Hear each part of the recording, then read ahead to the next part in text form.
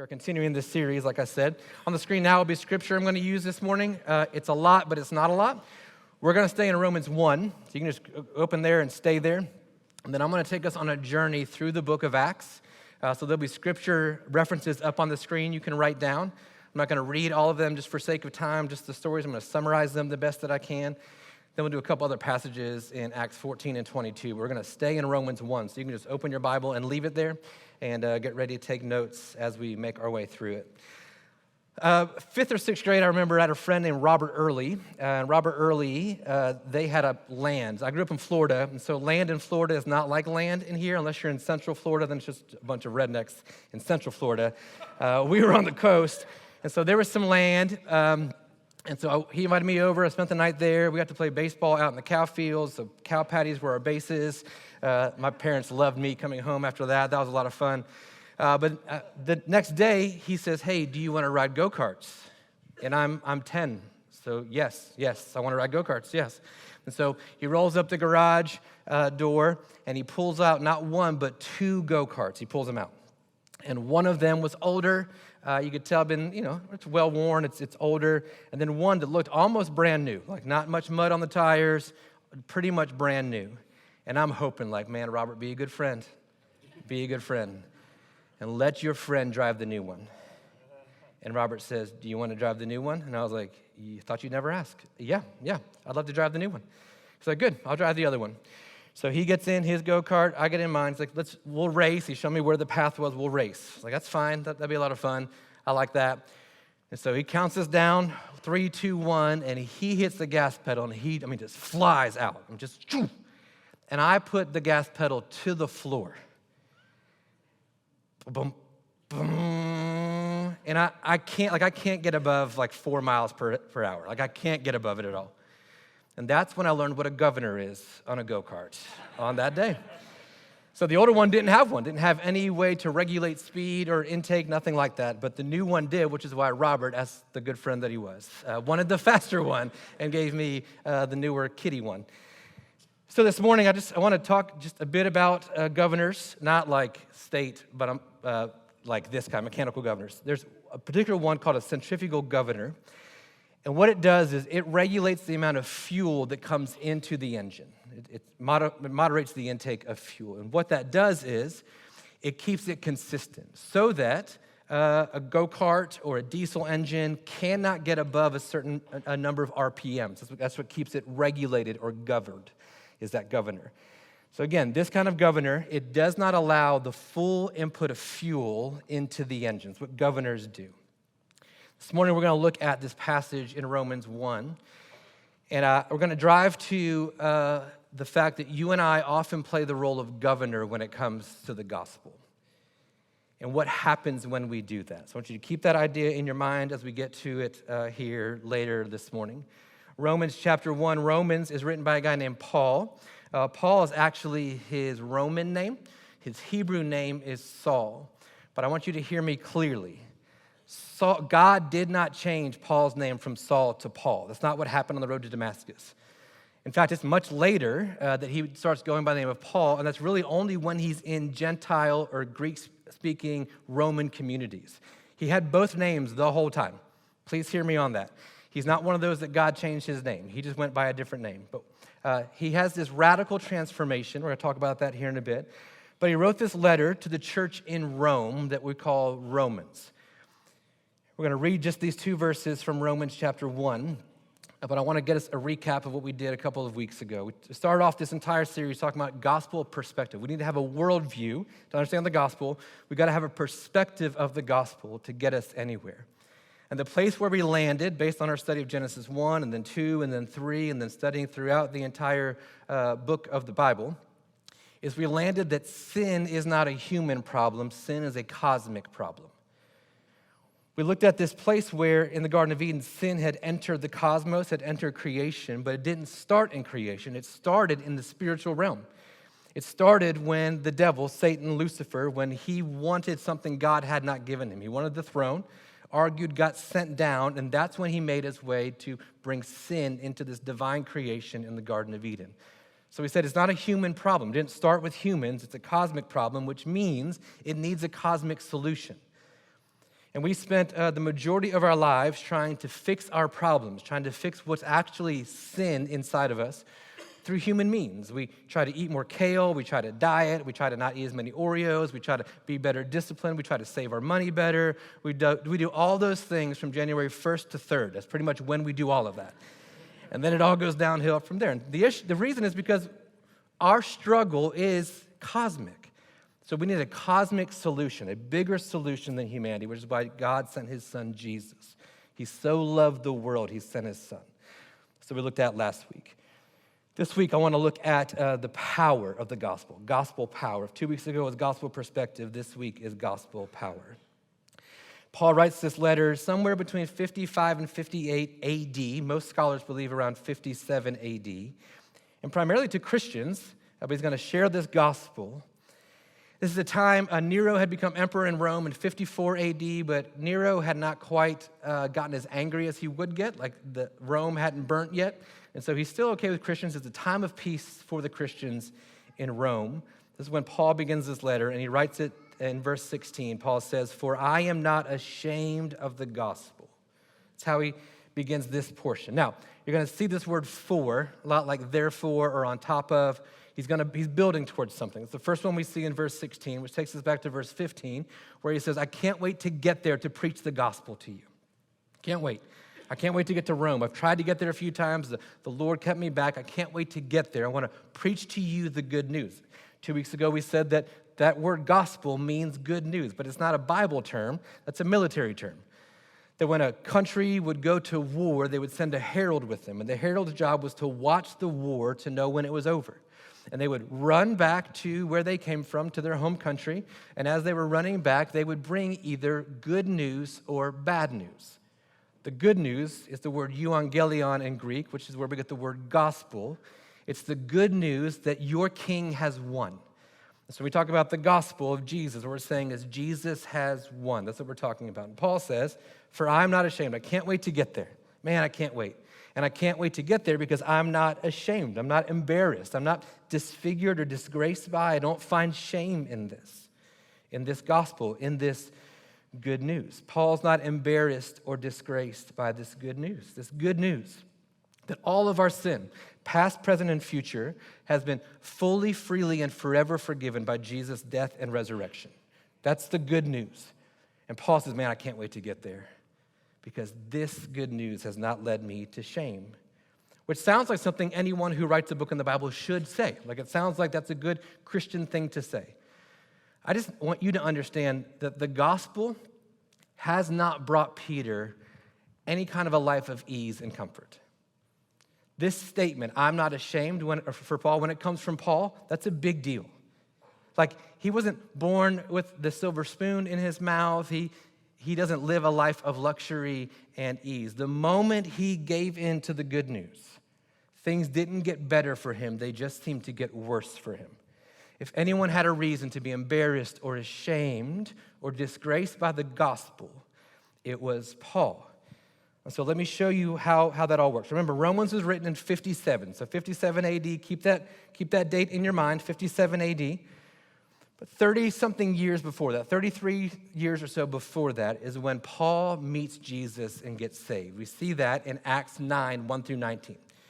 34 AD, Paul gets radically saved. He's on his way to Damascus to kill Christians. And Jesus, who had died and resurrected and ascended into heaven, saw fit to come back from heaven to have a talk with Saul, who would later be called Paul. He comes to speak to him, and radically things change for him. His entire life is turned upside down. This is 34 AD. Now, he leaves Damascus, and he makes his way to Arabia, because he hears about the Arabian Nights, and he can't wait to get there. And then he makes his way back to Damascus 2.5, almost 3 years later in 36 AD, which is where we pick up in Acts 9, 23 through 24. Now, he gets back to Damascus, and what he finds is that the Jews in Damascus had heard about him, and they want to kill him. He was raised Jewish, has now given his life over to the Messiah. And so now the Jews want to kill him for what he's proclaiming. But now there's Christians in Damascus because of Paul's influence. And so the Christians get Paul by night.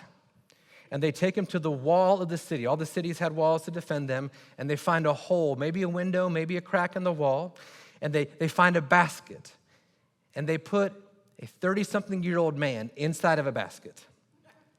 Then they lower him out of the window of the wall. We're talking 20 to 30 feet high. And the Christian friends, lower him down the wall to help him escape from the Jews who wanted to kill him in Damascus. He's been following Jesus for 48 months? And they're ready to kill him already. From there, he makes his way into Jerusalem in 37 AD. This is Acts 9, 26 through 30. And now it's not the Jews who are the problem. Now it's the Christians. Because Jerusalem is like an epicenter for Christian activity, and they've heard about Saul. They know about what he's done to persecute the church. And now he's pretending to be one of them. They're like, no, he's just trying to get in. He's just trying to double agent us. He's trying to get in. And so they're afraid of him in Jerusalem because of his reputation. So he begins preaching in Jerusalem. And he confronts who are called the Hellenists. Those are Greek-speaking Jews, Hebrew Jews, who have adopted the Greek culture. And he's preaching to them. They get upset, and now they're stirred up, and they want to kill Paul in Jerusalem. Then the Christians in Jerusalem, who were once afraid of Paul, now find him and help him get to safety. They get him to Caesarea and then on his way to Tarsus. And he spends the next 10 years of his life traveling, preaching the gospel that he's not ashamed of. And then in 47 AD, Paul comes to a city in Galatia called Iconium. He stays there for a long time, preaching the gospel. And while he's there, his preaching actually causes another uprising. And the non-Jews, the Gentiles, and the Jews now get on the same page, and they make a plan. Their plan is to stone Paul and kill him. But word gets to Paul, and so Paul leaves Iconium and makes his way to Lystra, which is another city in Galatia. While he's in Lystra, the next year, in Acts 14, 8 through 19, Paul heals a man. The man gets healed, and the man and his friends are blown away. What's happening? Like, you just healed a man. And Paul and his friend Barnabas were there, and so all they know to do in Lystra is to thank them like they're gods. And their belief is Paul and Barnabas are Zeus and Hermes, Greek gods, who have become like man in order to come to heal and to rescue humanity. And so they celebrate, and Paul's like, well, hold on, I'm not any of that. I'm just a man. We're just men. They want to offer sacrifices. What are you doing? And so this whole uproar happens in Lystra. And wouldn't you know it, the Jews from Antioch and Iconium hear about Paul again. And so they make the journey from Antioch and Iconium into Lystra. They tell the crowds, you guys are crazy. They're not gods. These are criminals. They've lied to you. It's all false. Don't listen to him. And then they get riled up, and they gather around Paul and Barnabas, and they stone Paul to death. They stone him to the point of death, and they drag him out of the city, which is where you put dead bodies to die. They don't have any family. You don't take him to a tomb. You take him out of the city, and they leave him there to die. He's stoned to the point of death. And some of you in the 70s, you know what it's like to be stoned to the point of death.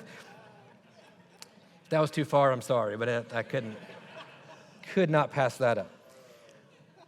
Acts 14, I want you to see what happens the next day. The next day, he's left there for dead outside of Lystra. Here's Acts 14:20. But when the disciples gathered about Paul, he rose up. He's like, he wakes up. He wakes up and he entered the city that just stoned him to death. He runs back into Lystra. And on the next day, he went on with Barnabas to Derbe. Then watch this in 21.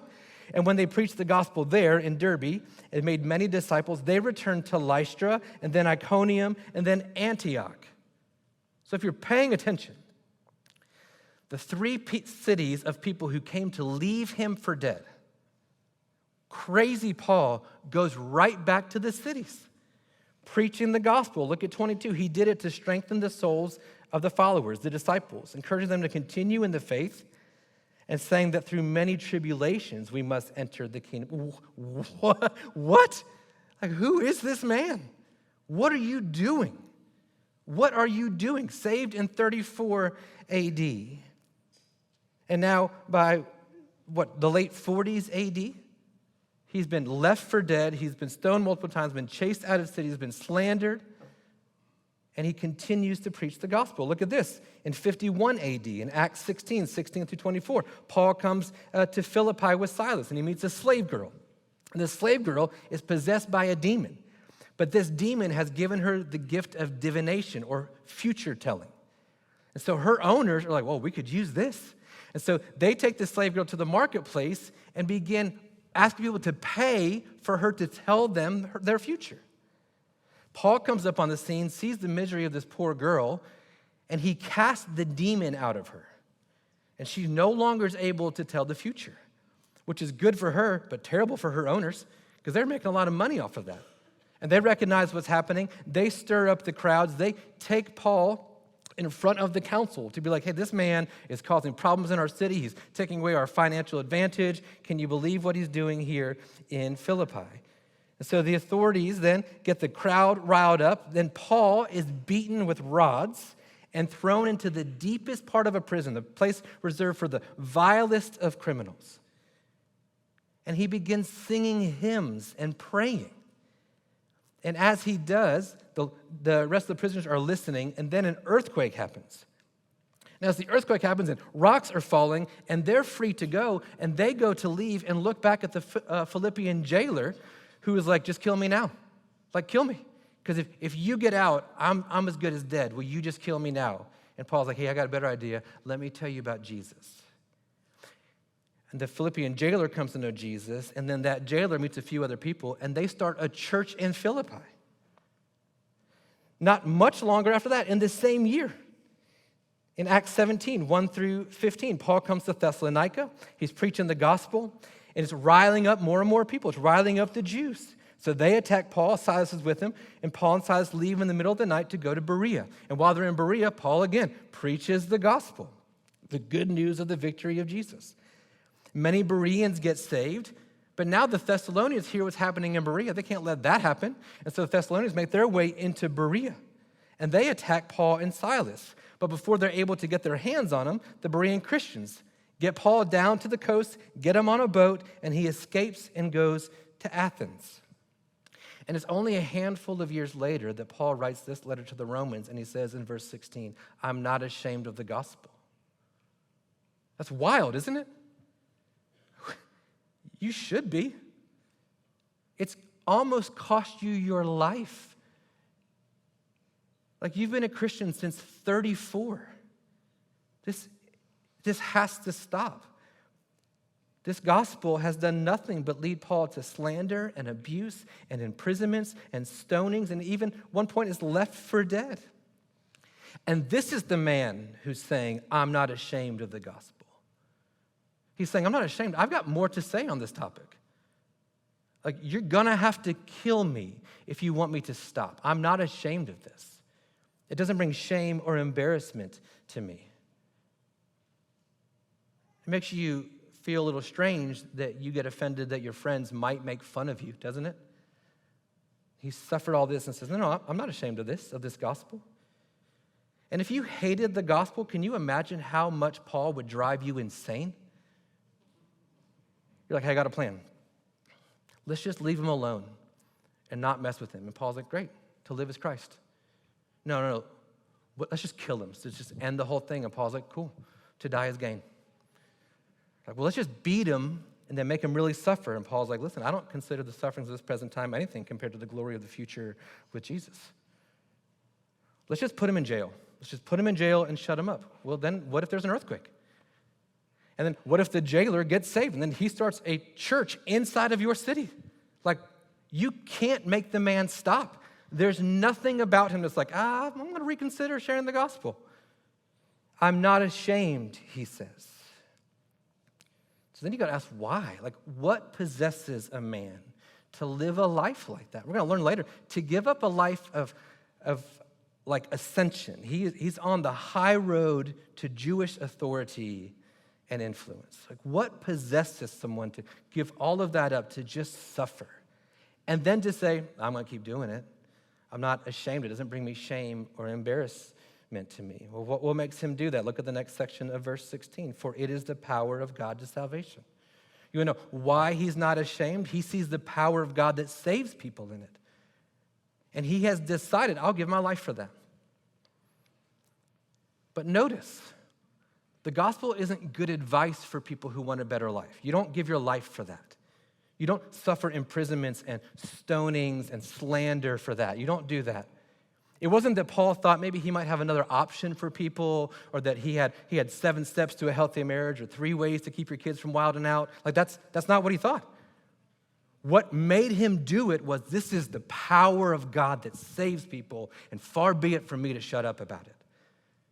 He recognized something that's deeper than just good advice or chicken soup for the soul. It's deeper than that. This is the one thing that overpowers the enemy and rescues our souls. But back to 2 weeks ago, if our worldview is off, we don't need power. If we don't recognize that our issue is sin and we need a cosmic solution, we need power from on high. If it's just like, I got some bad habits.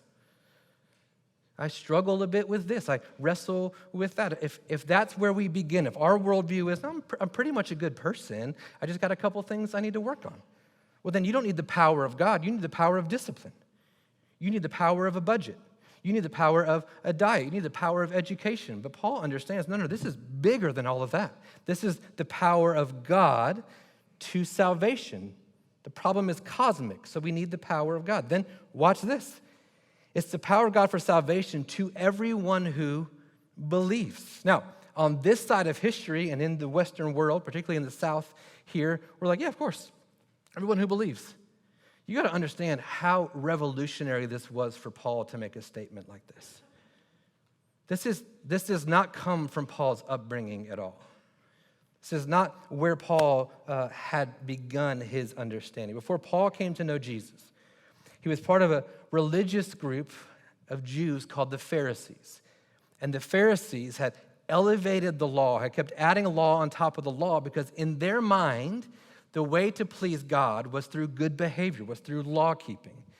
They had taken the law of the Old Testament and had twisted it to make it something that it's not. And Paul was a brilliant member of this group of the Pharisees. In Acts 22, he shares his testimony. I'm going to read some of it to you, just give you some understanding of where he's come from and for why him to say to everyone who believes is such a big deal for him.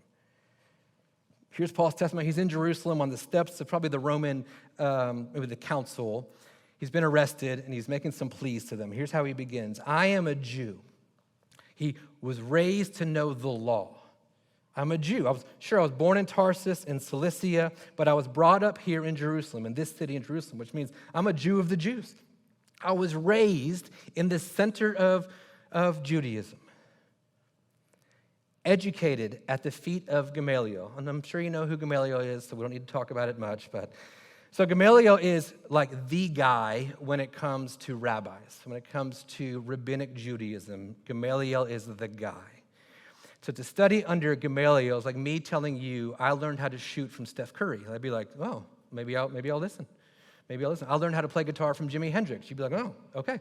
Maybe I learned how to play guitar from Joel Chandler. And you're like, oh, okay, I will listen. Yes, whatever you say.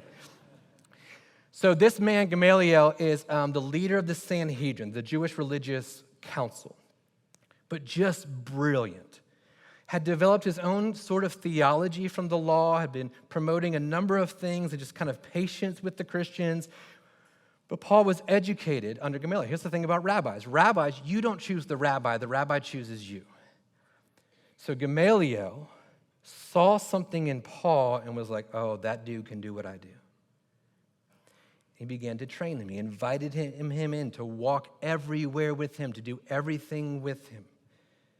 And Paul is saying, I'm a Jew of Jews. I was raised in the center of Judaism, and I was educated by the best. I was on the fast track to becoming the leader of the Sanhedrin.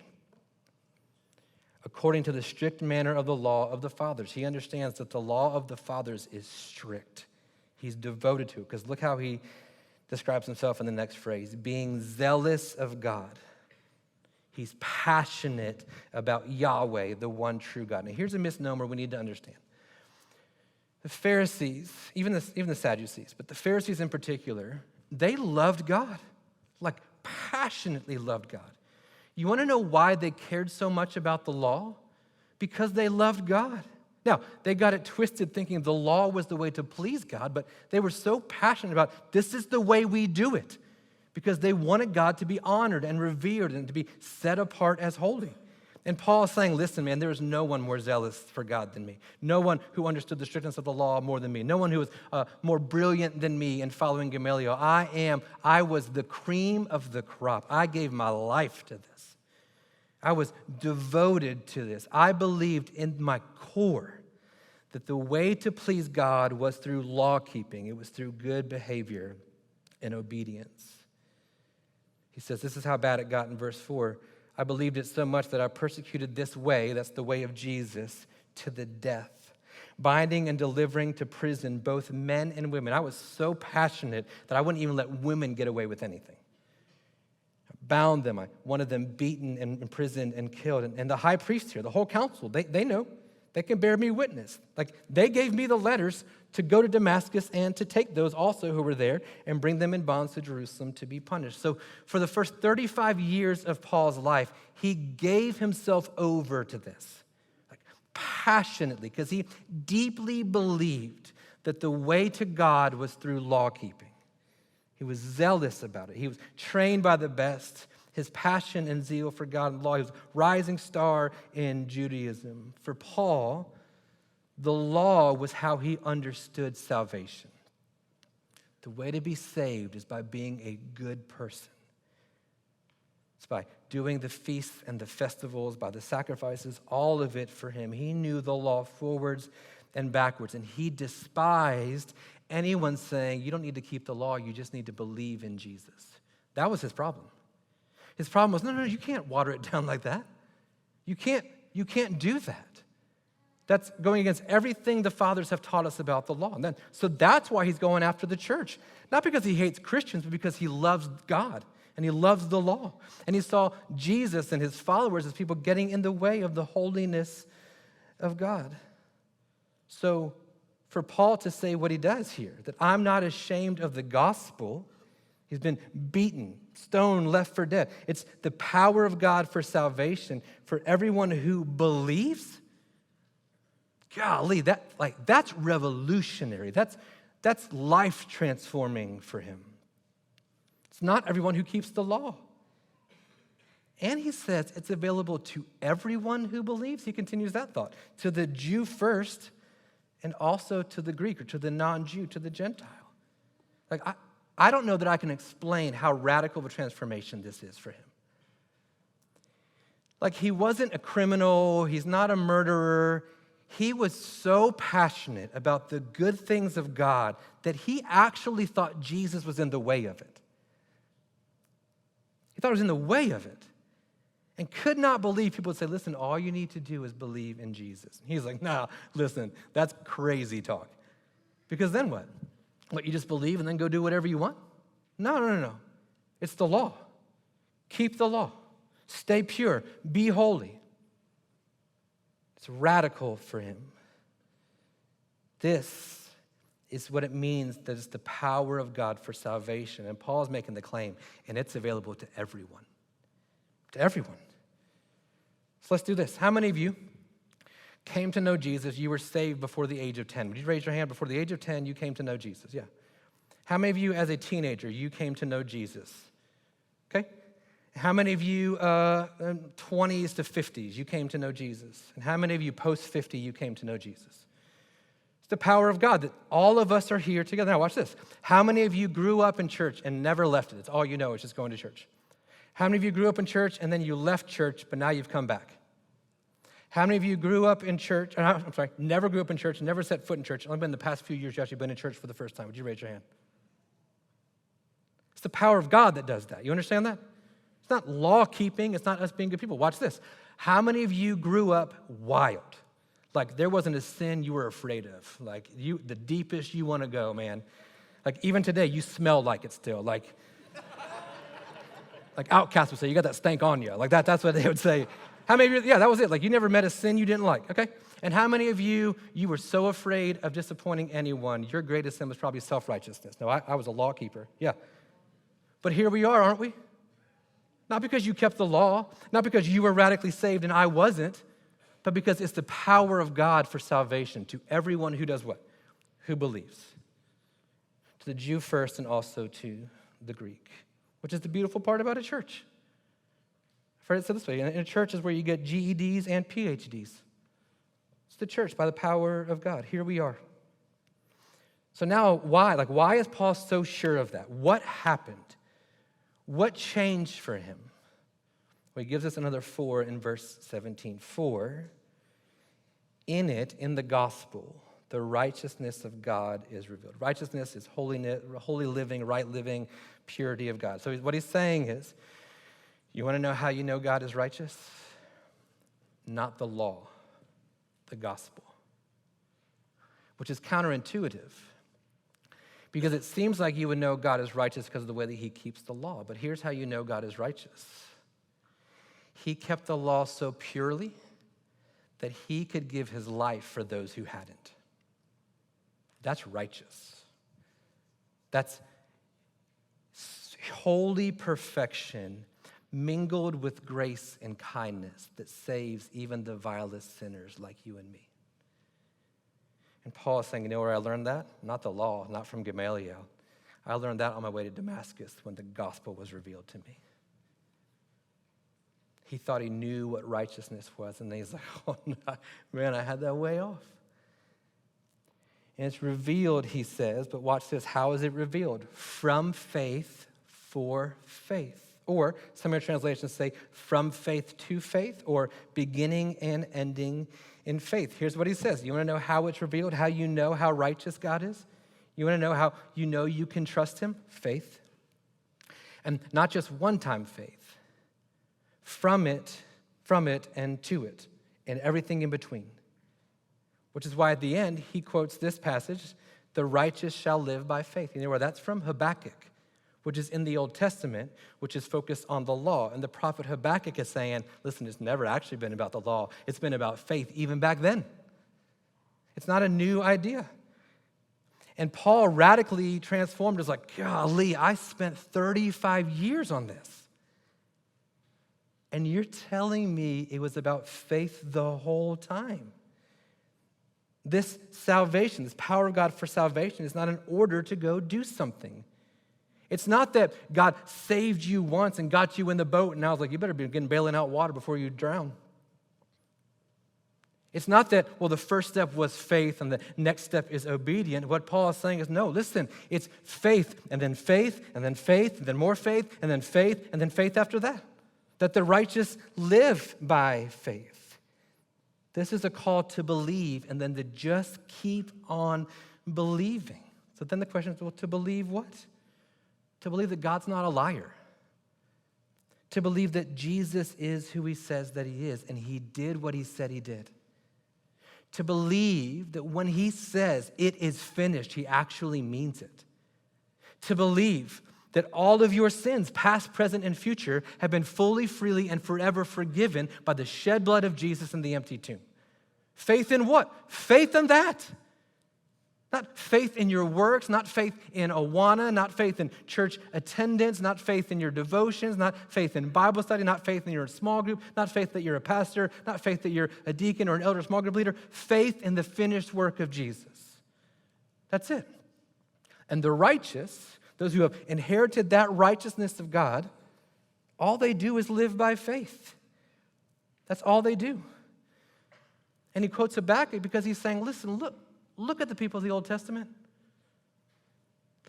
They're jacked up, man. Like you wouldn't let your daughter date them.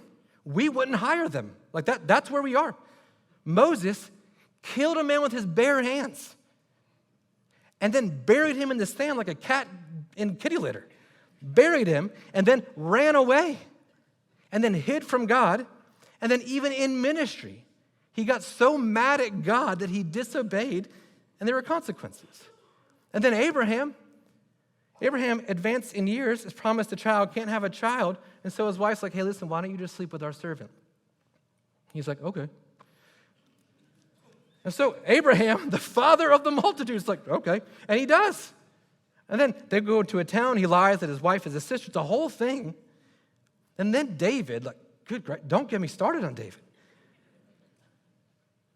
Slept with a married woman because he saw her bathing on a roof when he should have been at battle. And then to fix that problem, had her husband killed. And then married the woman. It's like Young and the Restless. That's what's happening. And later, he's called a man after God's own heart. Why? Because of his law keeping? No, according to Hebrews 11, because of his faith. Like it's never been about your perfection. It's never been about your law keeping. It's never been about your obedience, your behavior modification. This has always been about faith in Jesus, because law keeping, discipline, good behavior, it doesn't have the power to save. It only has power to enslave. Have you felt it? Have you felt the legalism enslave you and rob you of joy? Because all of that was never meant to save us. Paul saw it when he saw the righteousness of God in the gospel. And that power saved Paul from a life of zeal, but zeal towards hell. So look, let's just talk about what this means for us today. Here's how it plays out in the room. Some of us today have never actually believed the gospel. We never have. And inside of the group of who have not believed, there's two different groups inside of that. There's one group who hasn't believed because you think you're too far gone for it to even matter. Right? Like, if people only knew. The places you've been, the things you've done, the places you've taken other people to, the things you've had them do. And you're like, listen, if there is a God, he has nothing to do with me. Like, there's nothing I can do to clean myself up enough. Like you were nervous about coming to church today because you thought it would just burst into flames the moment you stepped into the room. I think we're okay. And so some of us have never received the gospel because we had this mistaken worldview about it. We're like, no, it doesn't have the power to do what it needs to do for me. Like I'm just way too far away from it. And you've reached the point in your life where that's all that's left in the wake of your life is shame and destruction. Listen, it's not good news if you have to clean yourself up before you get it. It's only good news if you can come as you are. That's what makes it good news. Otherwise, it's just modification. Otherwise, it's putting lipstick on a pig. That's not good news. Good news is, while we were yet sinners, Christ died for us. That's good news. None of us, whether you grew up in church or grew up on the corner, did anything to earn our salvation. It's all by the grace of God. Then inside of that group of people who have never believed, I think there's some of us, you've never believed because you don't think you have to. Because you're a good person. And you was smart, and you was pretty, and you was kind. Doggone it, people like you. Isn't it? No, like, listen, I'm a good person. Like, I try to treat people right. I pay my taxes most of the time. I go to work, or if I don't, like, I actually fill out the request to have PTO. Like, I'm a good person. I've raised my kids right. Like, my kids are good. My marriage is good. I don't need anything like that. And you've got a list of ways that you've loved people, you've sacrificed, you've been obedient. And like, yeah, you've messed up from time to time, but like there's more good than bad on that scale. So why do you need the power? You've never actually trusted the power of God to save you. What you've trusted is the power of you, the power of self-righteousness, the power of self-discipline. Well, listen, Scripture is clear. That's not what saves you. You, like our friends earlier, are too far gone for that. It just took one. Just one, to discredit you from salvation. And maybe today is the first time you're actually going to be humble enough to see it, to see the righteousness of God, not in your law keeping, but in his providing a way to salvation. But then predominantly, in a room like this, I think here's where we are. Most of us did once believe in the power of God to save us, but now you've shifted to something else to sustain you. Like, that was good 10 years ago, 20 years ago at Vacation Bible School, but you've shifted to something else to sustain you. So now you're white-knuckling your grip on salvation, just hoping and praying that your behavior and law-keeping will keep you from losing whatever you thought you had. So right now, you're either arrogantly thinking you're doing it, or you're shamefully afraid that you are this close to losing your grip. This close. Look at me. From faith to faith. I'm not ashamed of the gospel. The power of God to salvation, to everyone who believes, to the Jew first and then to the Greek. The righteousness of God is revealed from faith, not from behavior, not from law, not from being a good wife or a good husband. From faith to faith. So today, do you believe that? Do you believe that Jesus is who he says he is? That his death on the cross, when he said it is finished, it counted for you. And not it counted for the stuff before you were saved. Now, today, the stuff you did last night when everyone else went to sleep, that thing, it's enough for you. That's from faith to faith. Not from faith to action, from faith to faith. Do you believe that to be true? It's the gospel that breaks your chains of addiction, not your self-discipline, not some app. It's the gospel. It's the gospel that breaks your chains of depression and anxiety. Here's what I'm asking you to do. Look to the cross again. From faith to faith, not from faith to being a better person. No, look at the cross. The gospel that saved you is the gospel that sustains you. The tomb is still empty, isn't it? You didn't crawl back in it. No, you are no longer dead to the sins and trespasses that once held you captive. There's therefore no longer any condemnation for those who are in Christ Jesus. And not because you figured out how to cover it, because Jesus covered it once and for all for you. Yes, like in humanity, gosh, you are not going to be perfect. But thank God the tomb is still empty. For a lot of us, that arrogance of thinking that we have something to do with it has turned outward, hasn't it? To judging other people. And you refuse to believe the gospel is enough for some people. There are some of you who will witness a baptism and be like, yeah, we'll see. Aren't there? I mean, we'll see.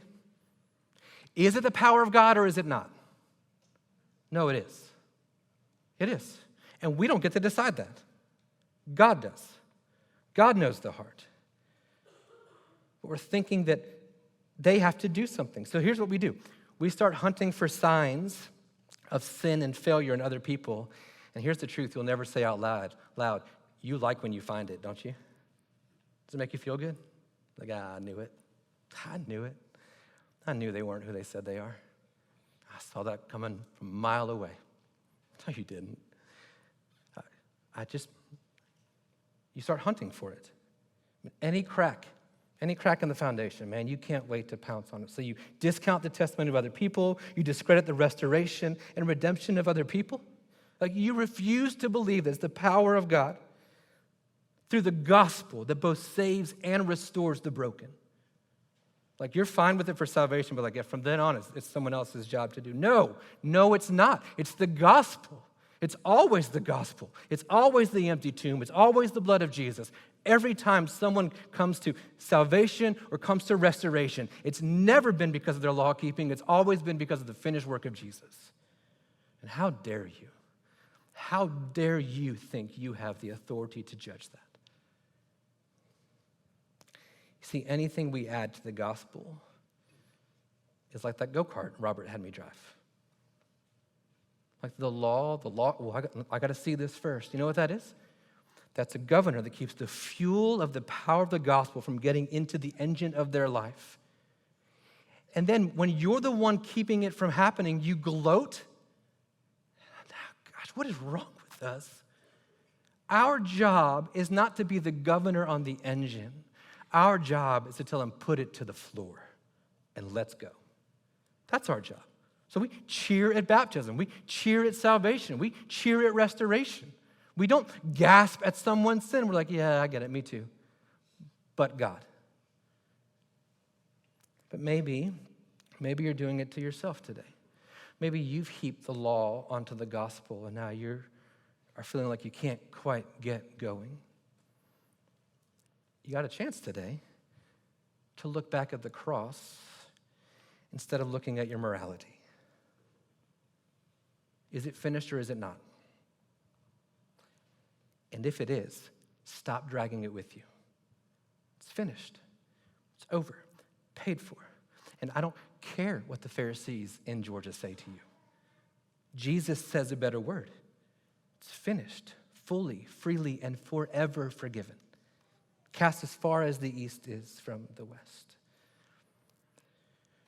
Levi comes up. We'll wrap up here. But I remember my kids climbing the monkey bars for the first time. Do you guys remember that with your kids? They're like 2 years old. They want to do the monkey bars.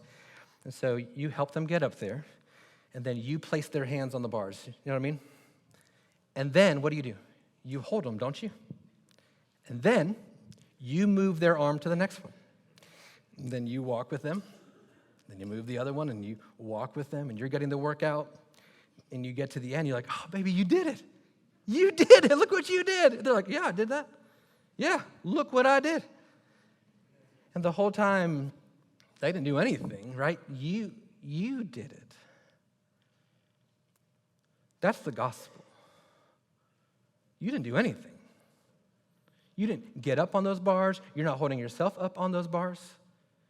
But we have this thing in us where we want to like white knuckle the grip on the monkey bars, thinking if we let go, it's all over for us. Listen, if you let go, you fall into Jesus.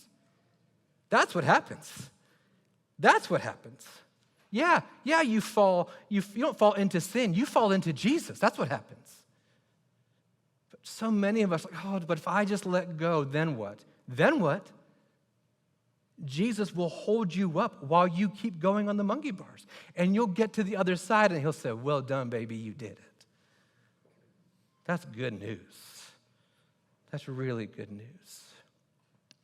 I gave my life to Jesus before kindergarten. And I spent 35 years of my life trying to white knuckle the proof that I was saved. And it wasn't until I was almost 40 that I got it. Like it's been him the whole time? And there's a wrestle in me, like, how do I know? Like if when I was 4 or 5, how do I know? Well, all I can do is look back now and say, well, it's the power of the gospel that kept me from things way worse, that kept me close to him, even in the darkest night of my soul. And I'll tell you right now, I'm not ashamed of that. I'm not ashamed of the gospel for my life. I'm not ashamed. Like, I'm not ashamed that his death and resurrection changed my life, that it restored my soul. And I'm not ashamed to tell you I suck at keeping the law. But he knew that. He's not surprised. I'm not some draft pick bust. So no, I knew. Let's keep going on those bars. Here's what I want to do this morning. I just want to give an invitation. I want to share the gospel, and I want to give an invitation. We've got elders and their spouses, and Brian, if you'd come up too, and Lori. They're just going to come up here and stand on the wall. And so I just want you to bow your heads and close your eyes. I'm going to do a few different invitations. And I just want freedom for you today. Gosh, I just want it. So listen, maybe you're here today and you're in that first group of people who's like, no, man, I'm too far gone. I'm too messed up. I'm too dirty. He doesn't want anything to do with me. For God so loved you, he sent his one and only son. And so maybe that's you today. You're like, man, like I'll play the church thing. I'll do that to be a good person, but I'm too far gone. Heads bowed and eyes closed. Would you raise your hand and say, yeah, I think that's me today. I just feel like it doesn't work for me. It works for other people, works for good Southern people, but not people like me. Yeah. In a few minutes, I want to invite you to come forward and to step into the power of that gospel. Then maybe there's some of you today in that second group who are like, no, I don't need it. Like I thought for a lot of my life I was doing pretty good. But by the grace of God, there's been a failure, there's been a fall, and you've recognized that you can't do it now. Heads bowed, eyes closed. Would you raise your hand and say, yeah, that's me. I thought I was doing it, only now I realize I'm not. I want to invite you, yeah. Come receive the power of the gospel. Come see what Paul saw. And then I think, again, for the majority of us, we find ourselves in this last group of people who believe the gospel to save us, but not the gospel to keep us. Heads bowed and eyes closed. You'd raise your hand and say, yeah, that's me today. I feel like I surrendered to the gospel to save me, but now I'm depending on everything else. Would you just raise your hand and say, yeah, that's me. That's me, and I'm exhausted, I'm tired, I'm bitter, I'm judgmental, I don't like who I am. So what I'm going to do, I'm going to pray, and I'm going to invite you to come forward to talk, to receive the gospel. I'm going to just give you one more invitation. Maybe you've been afraid of baptism. There's a few reasons, like I don't want to be in front of people. I love you, but that's kind of the point. That's the point. It's a public display, and you're going to find when you do that just how enraptured you feel by our people. Maybe you just feel like, no, I've been a Christian for too long, and they're going to make fun of me. I should have done this years ago. I got saved at 5 and baptized at 15. There's no better time than now. Because what it's saying is, no, I am publicly proclaiming this to you. And there is something about that line in the sand for you that happens there. And then maybe there's some of you today who are like, no, I just don't know if my faith is real.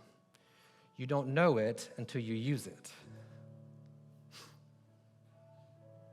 Come on. Come on. The moment Jesus was baptized was the moment God declared him as his son. And from that point forward, his ministry began. I want to invite you to it. Students, I want to invite you to it. I know it's embarrassing. I know you don't quite get it. The great thing about the gospel is you don't have to get it. You just have to believe it. I'm going to pray. I want to invite you to come forward. If you just need to come forward for prayer, you want to come here, kneel, you want to get somebody to pray with you, I'll invite you to that as well. But there's power in the gospel. You can leave here different than you came in. God, we're a people who just think we can do it on our own. That's been the story of humanity from the Garden of Eden. It's that we'll figure it out. We don't need you. But if we're honest and we look back on this week, look back on this month, look back on our lives, I think the evidence is there that no, we can't do it on our own. And in your sovereign grace, in your sovereignty today, you brought us here to hear this today. Maybe we came to see Lily get baptized. Maybe we came because a friend invited us. Maybe we came because somebody told us they get us lunch afterwards. But you set all that up. So for those of us today, mired in guilt and shame, God, draw our minds back to the cross today. That too was paid for. Root us in the power of the gospel. Make us a people who celebrate the power when we see it, who don't try to govern the speed at which the fuel makes its way in. And may the fuel of faith be what transforms. It's in the name of Jesus, I pray.